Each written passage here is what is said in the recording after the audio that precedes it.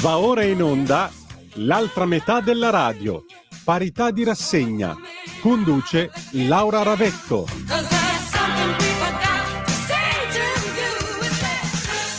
Ma certo signori, ogni lunedì dalle 15 alle 16 c'è la deputata della Lega Laura Ravetto, che è anche responsabile del settore pari opportunità della Lega. Ce l'abbiamo. Ciao Laura!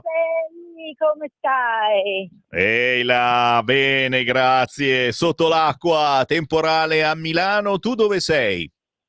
Io sono a Roma perché oggi pomeriggio ho la commissione, ma non mi chiedi perché ho postato la donna ragno nelle storie di Instagram. Non mi lascia neanche il tempo. Allora, la donna ragno nelle storie di Instagram, questo è vero, è passato, visto che te lo devo dire, è chiaro che noi ti guardiamo, hai passato il weekend divisa tra Fashion Week e raccolta delle firme, e poi... Piaciuto, piaciuto, questo è il mio stile, Prima andavo a raccogliere le firme per giustamente il nostro segretario, cui ignobilmente hanno avviato un processo politico. Poi vedevo una sfilata e poi tornavo a raccogliere le firme. Ti piace? Fantastico, anche perché ma adesso ci torniamo certamente sul fronte delle firme, stanno uscendo anche belle notizie, che non è poi quello che ci interessa, però insomma sono uscite notizie che la Lega sta risalendo e di molto nei sondaggi, il partito vola e supera Forza Italia con questa cosa che vogliono mettere in galera Matteo Salvini, però perdonami, al di là della figura di Matteo Salvini, è come veramente se volessero mettere in galera un po' le nostre idee, perché la Lega, il centrodestra, da sempre porta avanti un certo tipo di idea sull'immigrazione clandestina, sul fattore sicurezza, e qui c'è qualcuno che ci vuole zittire o che vuole farci vedere che siamo esagerati, che bisogna perdonare, bisogna capire determinati reati. E questa cosa non ci va giù. Infatti lo scorso weekend grande affluenza e ti abbiamo visto in televisione su tutti i canali che facevi firmare questo, quell'altro, eccetera. Io non mi sono vista, davvero, non l'avevo visto. Non avevi tempo, no. Eri sempre tra Fashion Week e firme e alla tele quando la guardavi. E il prossimo weekend ancora, non è finita. Chi non è riuscito a firmare questo weekend, cercate il gazebo della Lega nelle città, nei paesi, sia sabato che domenica prossima, perché si fa la stessa cosa. Vogliamo lanciare un segnale potentissimo a chi vuole zittire le nostre idee, e su questo fronte Laura Ravetto effettivamente sono in molti che vogliono zittirci. Ma che cosa abbiamo fatto? A me mi è venuto in mente anche il decreto sicurezza. Probabilmente in questo decreto sicurezza ci sono troppi inasprimenti di pene, troppe altre possibilità di andare in galera, che poi non ci vanno lo stesso, però insomma dovrebbe servire anche a questo, e la sinistra questa cosa qua non ce la vuole perdonare. Addirittura c'è la CGIL, hai sentito, che vuole manifestare contro il decreto sicurezza, pulsioni landinizzanti, dice il nostro direttore. Che cosa sta succedendo, Laura? Allora, qua banalmente e tragicamente ci sono due cose da sottolineare, però faccio una chiosa, non mi hai chiesto della donna ragno, dopo lo dirò. Vedi che insiste, insiste, e spiegaci prima, no, interrompiamo le trasmissioni, vogliamo sapere dopo perché la donna, questo è importante. Dopo te lo dico, non è una rivendicazione femminista. Allora, qua ci sono veramente, banalmente, e ripeto, tragicamente due elementi. Il primo elemento, che qualcuno vorrebbe fare politica al posto della politica, perché tu comprendi bene che se un ministro degli interni fa il suo dovere, fa quanto gli hanno chiesto i suoi elettori, fermando gli sbarchi, e interviene un magistrato a dire no, tu non lo potevi fare, questa sì che è una violazione della separazione dei poteri. Cioè questa è la magistratura che di fatto vuole mettere in atto non solo la politica interna, ma anche la politica estera. Perché è di tutta evidenza che tu mi devi dire quale altro ministro degli interni in futuro avrà il coraggio di fare quello che ha fatto Salvini. Nessuno. Perché il messaggio che è stato mandato è: guarda che se lo fai ti apriamo un processo. Quindi questo è il primo vulnus democratico, importante, costituzionale della separazione dei poteri. Il ministro fa il suo dovere, secondo quanto indicato dagli elettori, e c'è qualcuno che dice no, tu non lo potevi fare. E lo dice sulla spinta di un esposto che appunto viene dalla sinistra. E qua c'è il secondo fattore. La sinistra, non riuscendo a battere il centrodestra sui temi, sugli elementi, sulla vicinanza ai cittadini, rifà la stessa cosa che fece in passato con Berlusconi, la battaglia giudiziaria. E questa cosa è inaccettabile. Cioè il confronto politico deve essere sui temi, non nei tribunali. Detto questo, come sai, il 18 ottobre ci sarà la ringa difensiva dell'avvocato Bongiorno, saremo presenti a sostenere il segretario. La richiesta di 6 anni è chiara a tutti nella sua come posso dire, esagerazione, nella sua sono tutti increduli. Arrivo a dirti una cosa, tanto questa è una radio libera, sono increduli anche quelli a cui magari Salvini non sta simpatico. Cioè io ho degli amici che votano a sinistra, ahimè, che mi hanno detto con tutta franchezza questa cosa è assurda, dei magistrati stessi che la ritengono assurda. E i nostri elettori, i cittadini di centrodestra, l'hanno capito e sono venuti a firmare in massa. Io sai che di solito Sammy, quando siamo ai banchetti faccio un po' di show, mi agito, volantino, cerco di attirare l'attenzione. Qua non era necessario. La gente veniva e quando io chiedevo vuole firmare, mi rispondevano sono venuto apposta da casa. Cioè sapevano dove erano i banchetti, perché è chiaro a tutti che questo è un processo politico. Chiaro, e io lo dico, signori, avete tempo ancora il prossimo weekend, ma naturalmente chi fosse impossibilitato a farlo di persona, anche se è un gesto davvero importante farlo di persona, c'è il sito legaonline.it, anche qui si può firmare digitalmente per dire io non ci sto, che è una frase non tanto bella pronunciata ai tempi da tutt'altra persona, ma la ripetiamo quest'oggi. Intanto certo, noi diamo fuoco alle polveri, chi vuole parlare in diretta con Laura Ravetto e anche chiaramente fare polemica, siamo qui anche per fare polemica, se no che sto qui a fare io? Chiamate 0292947222 ed entrate in onda senza filtri né censura, nessuno vi chiede di cosa volete parlare, il vostro numero di telefono, ti richiamo, forse non so, voi chiamate 0292947222 e siete in diretta nazionale con Laura Ravetto, anche tramite WhatsApp, un messaggino al 340 6709 659. Chiaramente adesso vogliamo sapere la storia della Ravetto Donna Ragno. Per chi ti segue su Instagram c'è una storia con la Ravetto Donna Ragno, spiegaci, se no io non vado a casa. Ecco, sì, fai il finto interessato. No, banalmente, ripeto, non è una rivendicazione femminista, anche se a me piace sempre raccontare che ricevetti una lezione in passato fantastica da mia figlia di 6 anni, adesso, ma all'epoca ne aveva 4, la quale, te l'ho già raccontato o no? Faccio come i vecchietti, perché se te l'ho già raccontata non la racconto più. No, racconta, non la conosco questa cosa. No, di la verità, non la No, conosco, non me la ricordo, io sono smemorato. Ci chiamano, semmai ci chiamano e dicono senti Ravetto ce l'hai già detto 30 volte, vabbè non la racconto Non più. ditelo signori, non osate dirlo. Ma rimasi molto colpita. Clarissa si è voluta vestire da uomo ragno a 3 anni, da uomo ragno a 4 anni e da uomo ragno a 5 anni. Anche a un certo punto ho fatto l'errore sessista, l'ho fatto.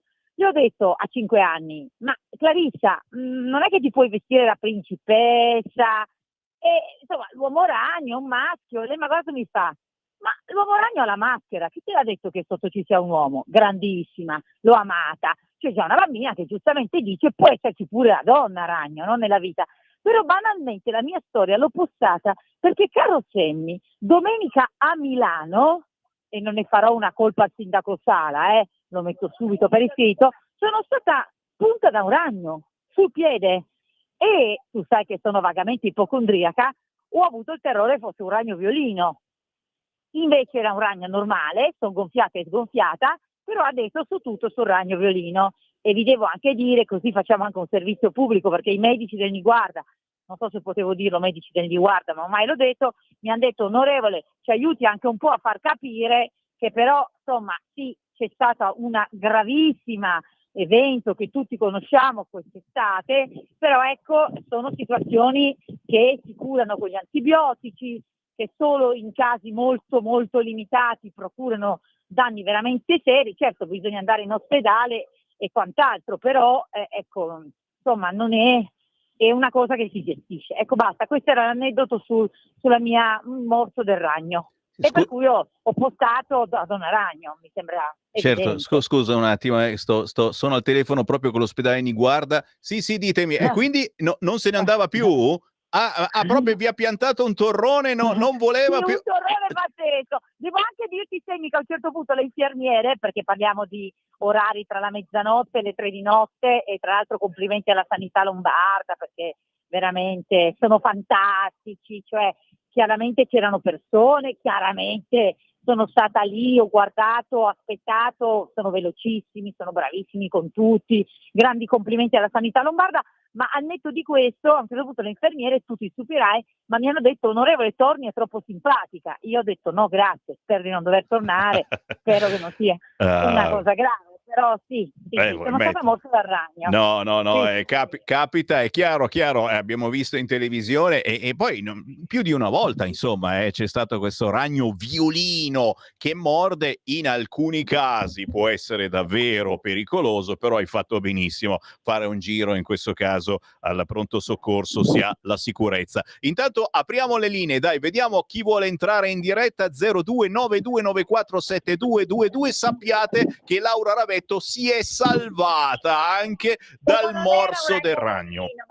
Ma non era un ragno violino di sicuro, perché è sgonfiato subito, diciamolo anche questo, cioè per capire che un ragno violino ci vorrebbe un microscopio che ti fa vedere che ha 3 occhi invece che 8, se non sbaglio. Quindi vuol dire, magari uno poi si allarma subito, però è sempre bene farsi vedere, sì, ecco, questo sì. Ma ascoltiamo le telefonate politiche. Sentiamo chi c'è in linea, pronto? Pronto? Ciao. Sammy, sono Mario, saluto anche l'onorevole Ravetti, simpatica. Sì, ciao. Io comunque, buongiorno, sabato e domenica sono stato a Bologna col treno, mi giuro che andare in macchina, va bene, facciamo un giro. Poi per l'amor di Dio saranno anche tutti bravi, ma le stazioni nostre, cioè, ma di italiani non ce n'è in giro. Ma io non, che non è una forma di razzismo, proprio tutti questi ragazzi, anche non tanto ragazzi, un po' grandi, che flotte in giro di sta gente, cioè, ma cosa fanno lì? Cioè, in tutte, perché c'è da Busto si è formati a Rocco e Milano, cioè in tutte, in ognuna c'è una sorta di gente, di questa gente qui che sono lì che non si capisce cosa fanno, poi magari non fanno neanche niente, però dico, è possibile che se me mi fermano che non c'è dietro la patente, cioè mi mettono in croce per dire che l'ho lasciata sull'altro camion? E così nessuno, ma questi come vivono? Come fanno ad andare di cose che, ma nessuno, non so, sono rimasto lì, ma tu pensa, c'era lì anche della gente un po' anziana, naturalmente, che prendeva altre cose. Me le vedevi in un angolo, perché questi qua, sai, quando sei un po' giovane che sei, un po' spavaldo, ma non solo loro, un po' tutti, però effettivamente con quello che si sente in giro, le stazioni piene così, dico, ma nessuno, una roba molto strana, nel senso, anche perché di polizia ne ho vista ben poca, in tutte, ben poca, ma proprio poca. A Bologna no, c'era anche l'esercito che girava e cose che c'era, però la stazione di Bologna non so se hai idea, è una città, c'è le succede di qua, non lo so, sono rimasto lì un po' a dire, c'è veramente da avere paura se uno va in stazione, secondo me, quello che vedi in televisione è vero, io lo do fra poco il treno, però effettivamente un po' di quella roba te la mette addosso. Ciao Sammy, buongiorno anche lei onorevole, grazie, buona giornata a tutti. Grazie a te. Laura.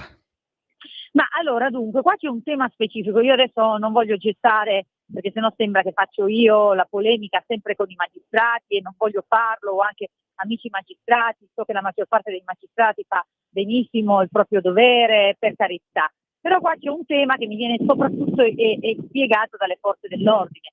Cioè, fatta la premessa che, come si sa, questo governo non soltanto ha fatto i decreti di sicurezza che adesso entreranno in vigore, che di fatto riprendono i decreti di sicurezza fatti dalla loro ministro Salvini, poi smantellati dalla sinistra, e questo già migliorerà sicuramente la situazione, ma soprattutto è già da 2 finanziarie che mette dentro i soldi e le unità per le forze dell'ordine, che invece sono state potenziate, perché per esempio noi abbiamo mandato tutte le forze dell'ordine, i cosiddetti rinforzi attivi, abbiamo ripristinato spesso i militari nelle città, Salvini ha avviato un progetto proprio sulle ferrovie con un aumento di unità della polizia ferroviaria, però poi cosa si spiegano le forze dell'ordine? Noi interveniamo, e l'abbiamo visto in moltissimi fatti di cronaca, spesso sono immigrati irregolari, li portiamo nei CPR, peccato che poi molto spesso i giudici, spesso giudici di pace, non ci convalidano il fermo, oppure si fanno le denunce ma poi non si avvia il processo. Ora, il tema è che quando tu hai immigrati irregolari sul territorio, senza fissa dimora e così, cioè è chiaro, e senza possibilità di integrarli lavorativamente, perché lo sappiamo tutti, non è un'immigrazione qualificata, non puoi, anche per rispetto degli immigrati irregolari, che ringraziamo, perché c'è gente che viene qua, si fa il suo percorso, chiede la cittadinanza, si integra e lavora. Cioè, non è che si possono trattare situazioni identiche, diverse in maniera identica, ovviamente. Non sono chiaramente integrabili, se non a spese dei cittadini italiani, è cosa che la destra ci ha dato un taglio. Quindi devono essere necessariamente, cosa fanno? Vivono di espedienti, quindi 90 su 100 delinquono, quindi necessariamente o dovrebbero essere in carcere o dovrebbero essere rimpatriati. Ma su questo ci vuole una grande collaborazione dell'istituzione giudiziaria, che spesso, mi dicono le forze dell'ordine, non c'è. Cioè non è che mancano le forze dell'ordine, le forze dell'ordine li prendono, li arrestano. Guardate gli ultimi casi di cronaca, anche gravissimi, come l'uccisione della povera Sharon. Non è che non avesse precedenti questo qua, però era fuori. Uno è questa la domanda che si deve fare. Noi possiamo fare tutte le leggi migliori, le forze dell'ordine possono farsi tutto il dovere possibile, se poi però le leggi non vengono applicate, anche a livello, io arrivo a dire, sai, si diceva una volta la pena certa, ma qua siamo alla condanna certa. Cioè, perlomeno la certezza dell'avvio di un processo, invece spesso questo non lo vediamo. Signori, siamo in diretta con la deputata della Lega Laura Ravetto. Chi vuole entrare in onda chiami 0292947222, ma stanno arrivando anche tanti WhatsApp al 340 6709 659. Uno è di una certa Ilaria che scrive: però le carceri sono razziste.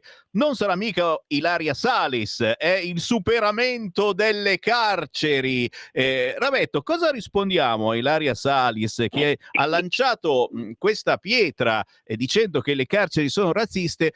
Ribadisco, noi a volte ci sorridiamo anche su quello che sta portando avanti politicamente l'Ilaria Salis, però secondo me è anche molto pericoloso il soggetto Ilaria Salis, perché lei lancia il sasso e chiaramente è un'esagerazione dire superamento delle carceri, chiudiamo le carceri, eccetera, e la sinistra dice no, non siamo d'accordo, come occupare le case, assolutamente no. Però, e a quel punto il PD, la sinistra meno forte, meno virulenta, dice la sua ricetta che insomma qualcuno potrebbe anche appoggiare. Cosa ne pensi della politica che sta portando avanti Ilaria Salis? Ma guarda, io queste affermazioni della Salis neanche replico, perché le ritengo talmente stupide, talmente prive di fondamento, che davvero non ce la faccio neanche a montare la polemica. Cioè, allora, che ci sia, c'è una prevalenza di detenuti, di immigrati irregolari in percentuale rispetto alla popolazione italiana, evidente, perché chiaramente gli immigrati irregolari delinquono, perché non è che dobbiamo starcela a dire, non tutti, ma la maggior parte sappiamo che alimentano la catena dello spaccio, eccetera. Arrivare a dire che perché c'è questa prevalenza le carceri sono razziste, ma io penso che sia un'affermazione che si qualifica da sé, onestamente non riesco neanche a commentarla. Sulla pericolosità invece di queste affermazioni concordo, perché poi questo è un paese dove non si tiene conto, soprattutto la sinistra, delle fragilità vere, no? Allora, la Salis dovrebbe prestare un po' più di attenzione alla signora delle pulizie, magari immigrata regolare, che si è fatta un mazzo così per avere tutti i documenti a stare nel nostro paese, che lavora 9 ore al giorno, poi quando torna la sera e prende un tram a Milano, magari si vede circondata da dei ragazzotti senza dimora, senza arte né parte, senza lavoro, magari dei bei trapper, di quelli che cantano le cose diciamo così più provocatorie, che magari sono nel giro delle droghe, e quando lei è su quel tram ha paura. La Salici su quel tram non ci sale, la sinistra su quel tram non ci sale. Quando va bene vanno, diciamo, in taxi, quando va benissimo c'hanno addirittura le auto private, vivono in centro, non si spostano mai in periferia. Cioè, queste affermazioni sono il frutto della distanza della politica dalle persone, e quindi far diventare delle icone persone così distanti dalle fragilità, dalla gente che si fa un mazzo così a comprarsi una casa, che ha aperto buto, che deve sentire una ragazza che dice ma sai, occupiamo. Oh, ma ragazzi, ma tutto il sacrificio che ha fatto quella persona lì lo vanifichi con una frase del genere? Però posso dirti, a me spiace, ma nello stesso tempo è il motivo per cui la sinistra continua a perdere colpi e voti. Cioè, la sinistra ha perso totalmente il contatto con la realtà degli elettori storici che erano i suoi, e che oggi, ti dico, si sono spostati nel centrodestra in massa, perché chiaramente hanno capito che la sinistra, sai, si fa sempre la battuta alla sinistra della ZTL, ma è vero. Io che vivo in centro a Milano, io sono circondata da gente che non vota il centrodestra, ma certo, ma per loro l'immigrazione sono magari quei due che vedono a Forte dei Marmi, che vendono le borse, e già quello non va bene, però per loro è quella roba lì, capisci? Quindi il tema vero è la distanza della politica dalla società. Ormai a Forte dei Marmi i marocchini hanno il bancomat, ti chiedono direttamente la tessera bancomat per fare gli acquisti. 0292947222. Chi c'è in linea? Pronto? Sono Albino, buongiorno, dalla provincia di Torino. Ciao. Signora Ravetto, buongiorno, io sono quello che... Buongiorno, sono quello che il buon Antonino Danna ha ribattezzato il maresciallo. Tanto per capire. Maresciallo, che bello sentire il mio accento piemontese in radio. Io un po' l'ho perso, a furia di stare a Milano, mi piace anche il milanese, però che bello sentire il mio chiaro. Sentuccia de Milan, dicevano quando io lavoravo sulla piazza di Milano. Comunque, a parte quello, ho visto che ormai anche lei fa parte del club degli attinti da parte del ragno. Anch'io fui punto da un ragno a suo tempo, sì, fui curato, sì, è rimasta una macchia scura sulla gamba, sul polpaccio, però niente di grave. Non diglielo che adesso si preoccupa. Ma no, una stupidata, dai, ma aveva curato un'ottima dermatologa, veramente. Ma la cosa ma io non ho problemi, è Semi che mi fa troppo signorina, ma io se mi rimangono le macchie sul piede o sulla gamba. C'ho il telefono all'ospedale Niguarda, ha detto che ti aspettano quando vuoi. Sì. Ascolta, volevo finire con questo. La cosa comica, che io sono un aracnofilo, e infatti, a parte i ragni neri brutti, io avevo allevato un ragno vespa, non so se l'avete mai visto, ha le striature gialle, il ragno vespa è bellissimo, no? Anche a me piacciono i ragni, infatti ci sono rimasta male, le dirò, l'ho guardato molto male sto ragno. L'ho fatto di peggio dopo, lo confesso. Era un ragno comunista. Quello sicuramente, però il ragno vespa io gli davo da mangiare, prendevo quelle cimici schifose che hanno quell'odore sporco, la prendevo, gliela buttavo sulla ragnatela che era un capolavoro, lui arrivava di corsa, la prendeva, la avvolgeva come fosse una mummia, tutta nella sua tela bianca, e poi un po' per volta consumava il suo giusto pasto. È durato una stagione, poi poverino se n'è andato e non è mai più venuto. Mi spiace veramente, quest'estate non ho trovato ragni, troppo caldo, però solo quelli, non è che vado a giocare con gli altri ragni strani, il ragno violino. Mi ha fatto venire in mente una cosa, oggi abbiamo un po' derogato dal programma perché, come lei sa, questo è uno spazio dedicato ai diritti femminili, alla parità. Lo so. Oggi però c'era questo elemento anche politico, abbiamo scherzato un po', però ricordiamolo sempre, noi siamo molto impegnati nella tutela femminile.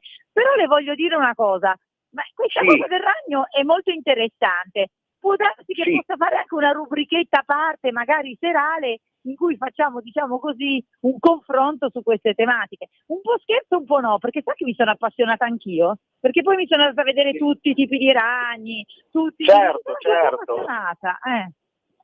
Io l'unico ragno che mi fa paura, ma qui non li abbiamo, sono i ragni dei cunicoli di Sydney, che di regola dovrebbero vivere in un raggio di 50 km, quello a parte che è grosso, però è mortale, quello non si scappa. Magari questo non lo diciamo, non vogliamo fare terrorismo. Ma non ci sono da noi assolutamente, non è il loro ambiente, vivono solo in Australia, meno male. Da noi abbiamo quelli, la tarantola, oddio, non è proprio come dicono a volte mortale. viva sta Radio Libertà in cui si può parlare davvero di tutti, pure delle nostre esperienze con i ragni. Grazie maresciallo, ha qualche commento politico? Grazie onorevole, grazie. Grazie ci salutiamo così, grazie maresciallo. Allora in questo momento oggi, Laura Ravetto sta cancellando il suo prossimo viaggio a Sydney, vedo che ha cancellato i biglietti. Ci fermiamo solo per 30 secondi, tra poco ancora in diretta con le vostre telefonate e i vostri WhatsApp. Questa è Radio Libertà. Stai ascoltando Radio Libertà, la tua voce libera, senza filtri né censura. La tua radio. Rieccoci qua, e certo, lo ricordiamo, la deputata della Lega Laura Ravetto è anche responsabile del settore pari opportunità della Lega, quindi più che volentieri anche su questo fronte le vostre domande, le vostre telefonate, ce n'è una proprio in attesa? No, è caduta? E allora te la faccio io la domanda, certo, perché nel decreto sicurezza della Lega c'è anche questa decisione importante che riguarda le borseggiatrici incinte, un impegno importante perché c'è la possibilità, mica obbligatorio, c'è la possibilità di mandarle in galera. Che cosa significa questa decisione? E chiaramente anche qui la polemica con la sinistra che subito ci ha accusato pesantemente. Certo, significa mettere uno stop a quell'habitus vergognoso che chi vive a Milano vede da tempo, di queste donne, specialmente di etnia rom, che si facevano mettere incinte continuamente proprio per poter delinquere in tranquillità, soprattutto con furti, borseggi nelle metropolitane, e poi di fatto non potevano essere mai portate in una struttura carceraria o in qualunque si voglia struttura. Di fatto erano così immuni da qualunque possibilità di avere una pena per quello che facevano. Ma la cosa più grave era che sfruttavano di fatto questi bambini, perché poi di fatto non soltanto c'era lo sfruttamento durante la gravidanza, l'utilizzo ignobile della gravidanza per poter delinquere in tranquillità, ma poi anche successivamente, perché sappiamo che questi poi non sono bambini che vengono mandati a scuola, sono bambini che purtroppo vengono utilizzati per l'accattonaggio, se non già istruiti a delinquere. Quindi bisogna mettere un freno. Si è messo un freno con grande buonsenso, perché come dici tu, non è che c'è un automatismo, non è che se una donna incinta delinque andrà con automatismo in carcere. La valutazione è discrezionale, spetta al giudice, perché è di tutta evidenza che nessuno qua vuole che i bambini nascano o crescano in carcere, però nessuno può anche più consentire lo sfruttamento dei bambini da parte di queste donne. Devo dirti che la sinistra ha ululato, ha urlato contro di noi, tutti e cattivi, però, e qua aspettiamo anche una lancia a favore della magistratura, che ripeto spesso fa il suo dovere, tant'è che c'erano già iniziate a esserci delle sentenze, tu te le ricordi, ma anche un po' di ordinanze da parte delle istituzioni locali, ma già delle sentenze in cui si diceva che in certe condizioni si poteva procedere anche alla incarcerazione, che poi parliamo sempre di strutture ecco, ricordiamolo, non è carcere, ma sono strutture alternative. Sono strutture alternative, già c'erano state delle sentenze a questo punto di vista, quindi c'era già stata anche un'evoluzione giurisprudenziale. Adesso con questa norma bisogna adeguarci e quindi i giudici dovranno valutare e qualora dovranno sempre motivare qualora poi non ci fosse effettivamente la detenzione in queste strutture. Capite? Quindi la sinistra anche qui ha fatto grande così propaganda, e anche qui dimostra la distanza, no, dai cittadini. Cioè, ma secondo te tutti questi, ripeto, la sinistra, no, magari gli esponenti della sinistra non prendono tutti i giorni la metropolitana, ma le persone che lavorano a Milano sì.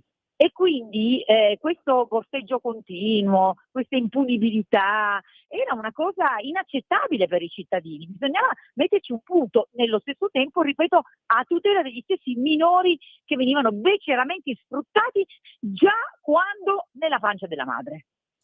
Capite, insomma, il motivo per cui c'è un fortissimo astio contro la Lega, contro Matteo Salvini e contro quelle che sono le nostre idee che da sempre portiamo avanti in maniera democratica, facendo manifestazioni, senza usare mai violenza, a differenza di altri. Ma prendiamo un'altra chiamata, 0292947222. Pronto?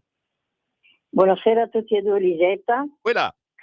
Allora io cambio argomento. A Brandeburgo, buonasera avvocato. Allora, a Brandeburgo hanno vinto i socialdemocratici. Comunque la SD è stato poco distante, i votanti sono stati moltissimi. A questo punto mi è venuto in mente i seggi vuoti in Italia, cioè l'astensionismo che ha raggiunto livelli allarmanti. Alle ultime elezioni europee, noi naturalmente, gli italiani che sono andati a votare sono stati meno della metà degli aventi diritto. Secondo me è segno di un malessere profondo e della perdita di speranza, eppure i partiti sembrano non preoccuparsene. Invece si è visto in Francia, alle elezioni legislative la partecipazione ha superato il 66%, la più alta da un quarto di secolo. Erano in campo progetti politici molto diversi. Gli elettori francesi hanno capito che la posta in gioco era molto elevata e sono andati a votare.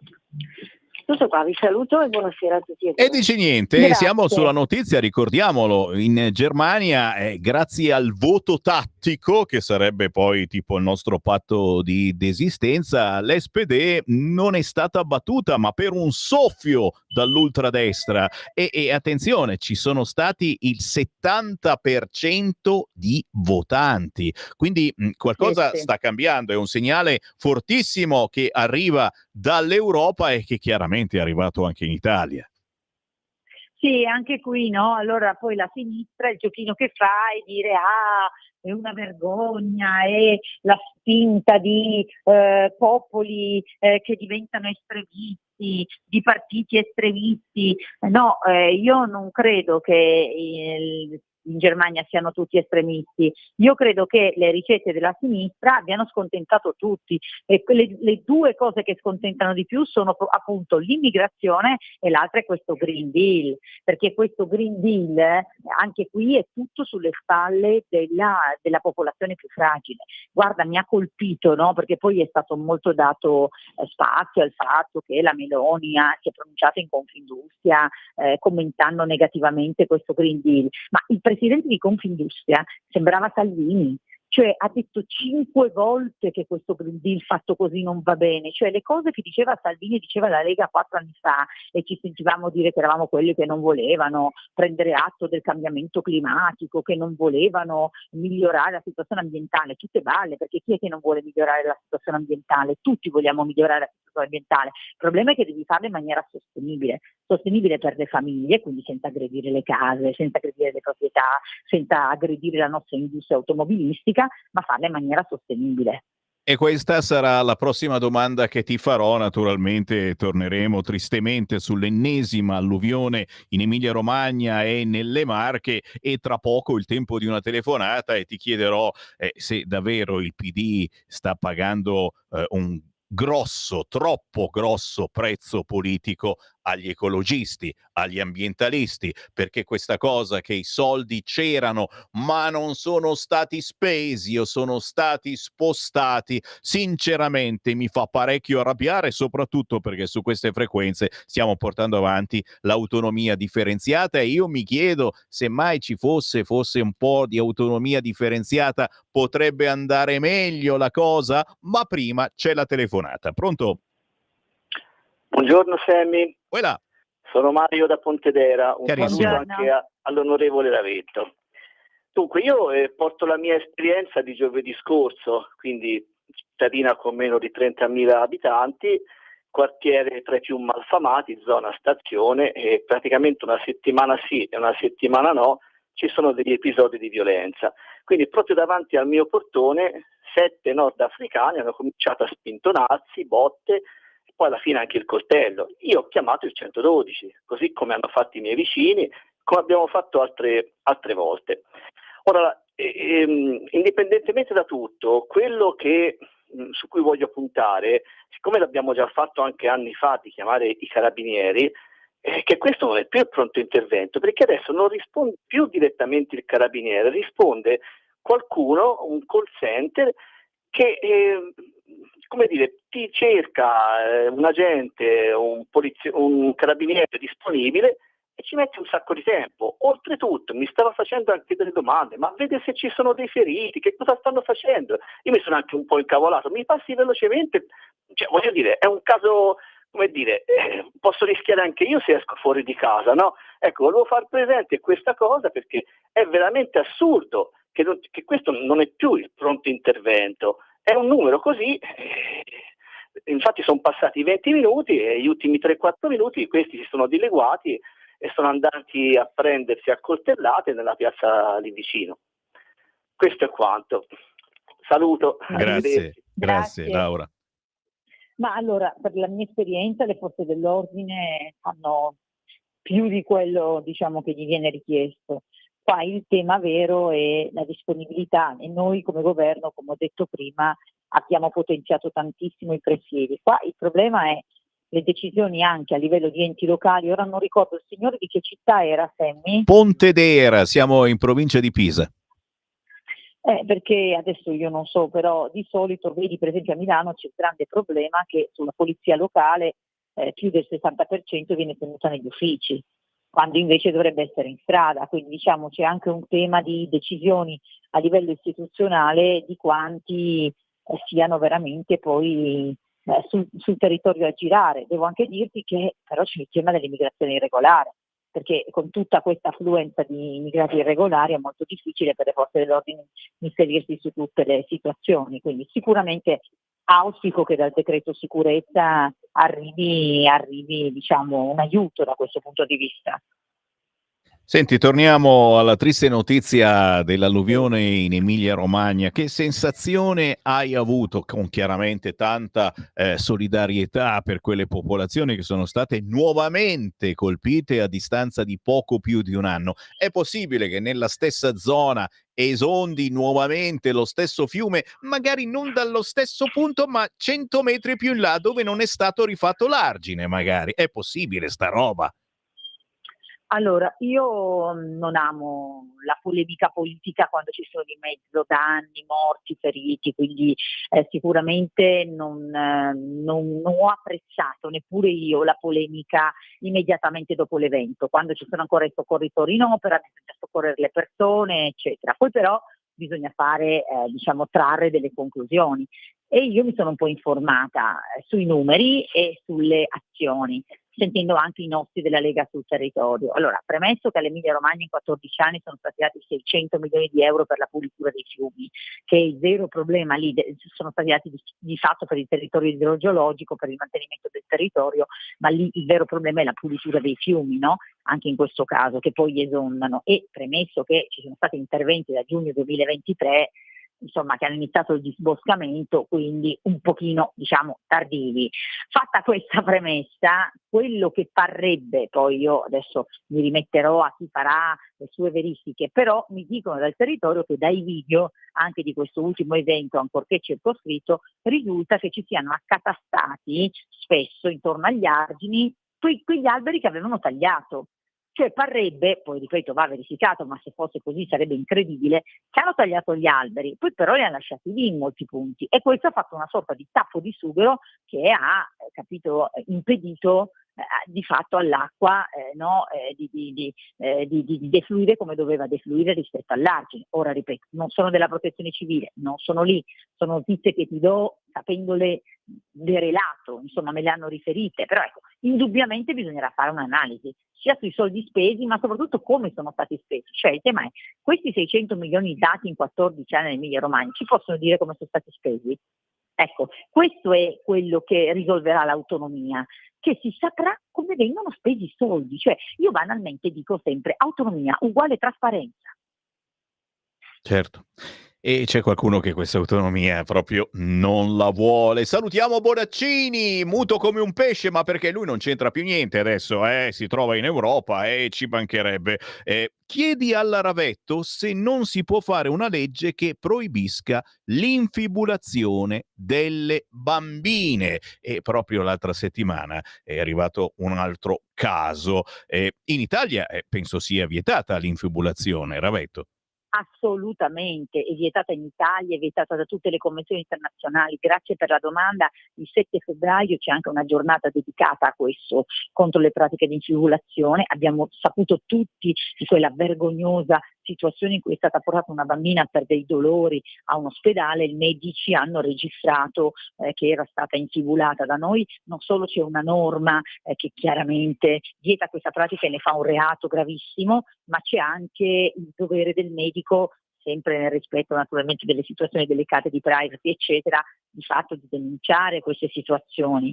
Quindi noi siamo un paese chiaramente molto evoluto dal punto di vista normativo. Il problema però qua, lo dico spesso, è quello dei controlli. Cioè io dico spesso che le comunità, soprattutto dobbiamo dirlo straniere, non è che possiamo starci a raccontare, no? L'infibulazione per lo più viene praticata da soggetti che hanno provenienza tipo dall'Egitto. Cioè dobbiamo iniziare a dirle queste cose, non è che mi devo sentire, io non sono razzista, ma non è che non possiamo iniziare a dire queste cose.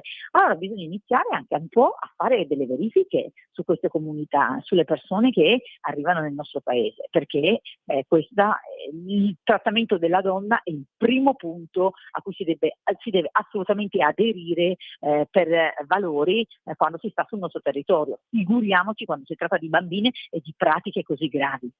Ancora in diretta con la deputata della Lega Laura Ravetto, il più veloce entra in onda chiamando 0292947222, ma arrivano una marea di WhatsApp al 3406709659, che poi è anche il metodo più veloce per fare domande. E Luca mi ricorda la vicenda di Chiara, che si vergognava di essere incinta e né la sua famiglia né il suo fidanzato si erano accorti di nulla.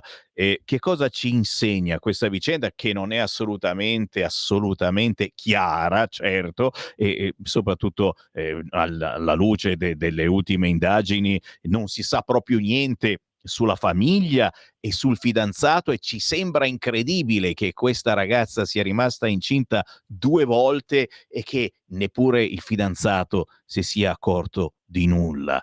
Ravetto.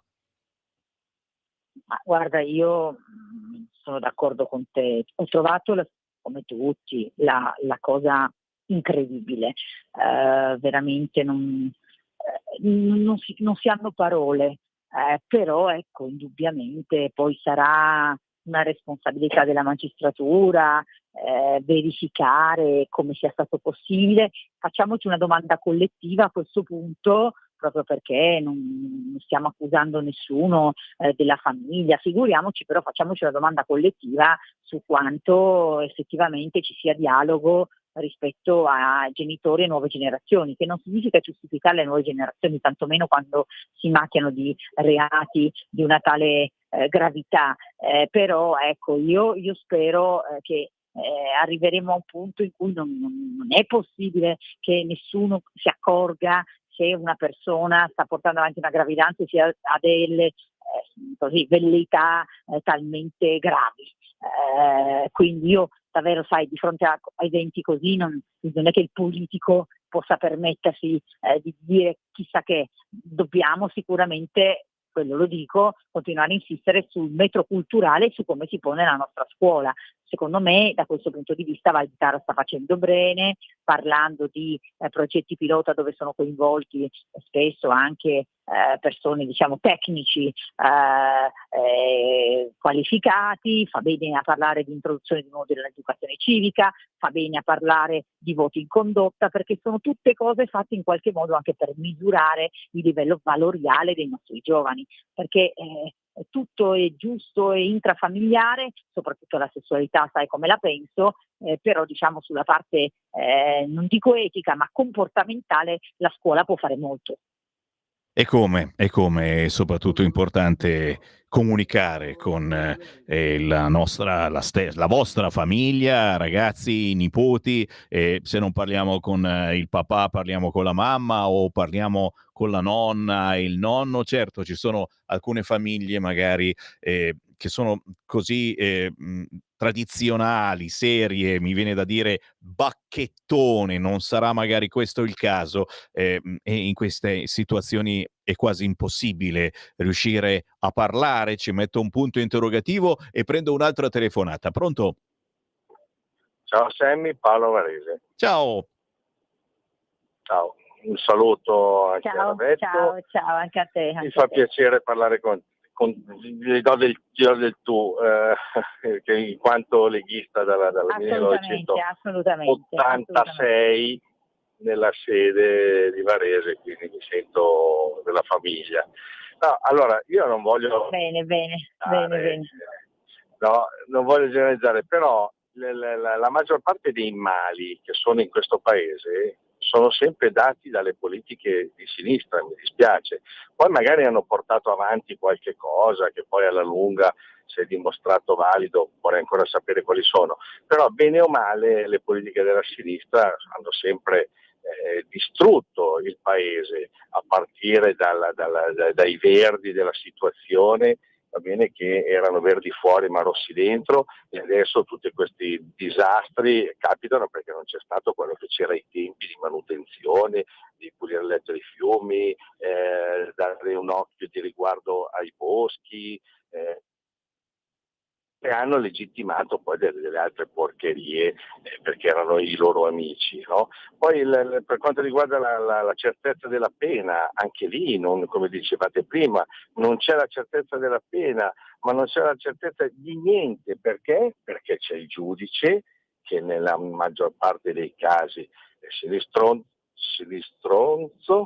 così, no?